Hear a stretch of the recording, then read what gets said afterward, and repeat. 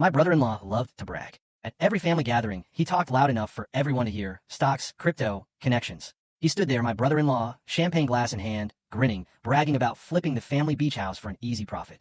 What he didn't know, what none of them knew, was that the house he was claiming to own, the house he was defrauding a contractor on, was actually mine. Big announcement, everyone, Jackson declared. A smug smile plastered across his face. The room, filled with family, went silent. My sister, Sophie, clutched his arm, beaming as if he'd just proposed for the second time. I'm flipping the family beach house, he announced. The permits are issued, renovations are almost complete. Should turn a good profit by spring.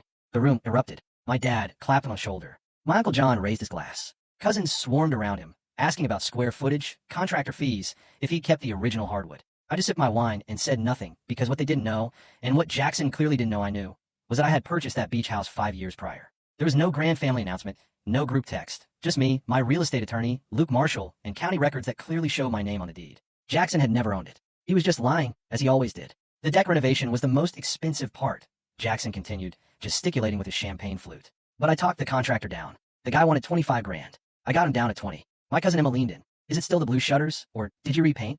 Keeping the blue, Jackson stated calmly. Classic coastal charm. Buyers eat that up.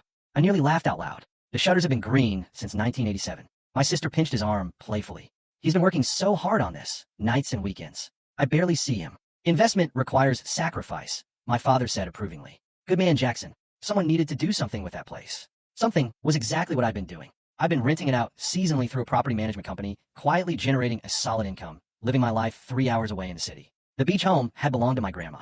After her death, my siblings, my older brother, Aaron, and Sophie, wanted nothing to do with it. Too much upkeep, Aaron had said. Too many memories, too distant from our suburban life. I'd offered to purchase it from the estate. They'd been relieved. Take it, Aaron instructed. One less thing to worry about. So, I hired Luke Marshall, paid the estate fair market value, and handled all the paperwork. The whole thing took 6 weeks. I didn't make a big deal out of it. That's just not how I operate. I simply did it. Apparently, Jackson saw an opportunity in my quiet nature. When do you list it? My uncle asked. March, Jackson said firmly. Spring market is killer for beach properties. I'm thinking we list at 700. See what happens. The family just assumed he had some sort of claim, that he was a partner in it somehow. Suddenly, my phone vibrated. A text from an unfamiliar number. Is this Michael Morrison, the owner of 847 Sipsey Lane?